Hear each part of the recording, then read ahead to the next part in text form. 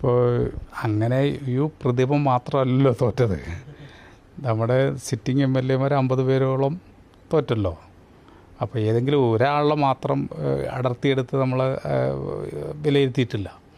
തീർച്ചയായിട്ടും പൊതുവേ തെരഞ്ഞെടുപ്പിൽ തോൽവിയുണ്ടായതിനെ സംബന്ധിച്ചുള്ള വിലയിരുത്തൽ ആ കാര്യത്തിൽ അന്തിമ തീരുമാനം എടുക്കുമ്പോൾ മാത്രമാണ്. അങ്ങനെ പാടുണ്ടോ പരസ്യമായ വിമർശനങ്ങൾ അങ്ങനെ പാടുണ്ടോ?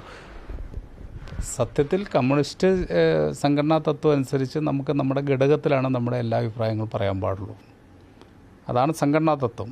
അത് വയലേറ്റ് ചെയ്യപ്പെടുന്നുണ്ട് പല ഘട്ടങ്ങളിലും.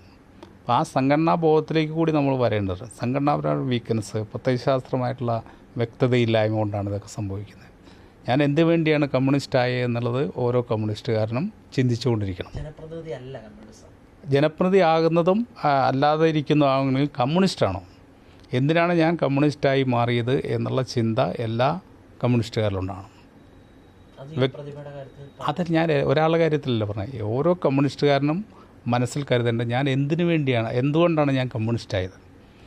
വേറെ ഒരുപാട് പാർട്ടികളുണ്ടല്ലോ, ആ പാർട്ടികളൊന്നും ചേരാതെ ഞാൻ കമ്മ്യൂണിസ്റ്റ് പാർട്ടിയിൽ ചേർന്നത് എന്തിനാണ് എന്നുള്ള ചിന്ത താഴെ തൊട്ട് മോള് വരെയുള്ള ആളുകൾക്കുണ്ടാകണം.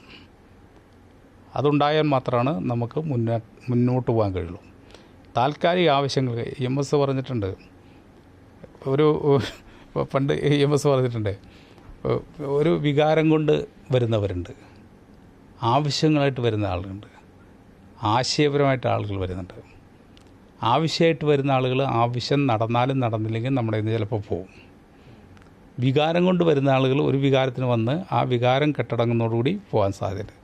പക്ഷേ ആശയപരമായിട്ട് കമ്മ്യൂണിസ്റ്റ് പാർട്ടിയിൽ വരുന്ന ആളുകൾ ഒരു കാലത്തും അവർ തിരിച്ചു പോകുന്ന സ്ഥിതി ഉണ്ടാകും. അപ്പോൾ ആശയപരമായിട്ടുള്ള വ്യക്തത കൃത്യമായിട്ട് ഉണ്ടായി കമ്മ്യൂണിസ്റ്റ് പാർട്ടി പ്രവർത്തിക്കാൻ വേണ്ടി ആളുകളെ തയ്യാറാക്കി.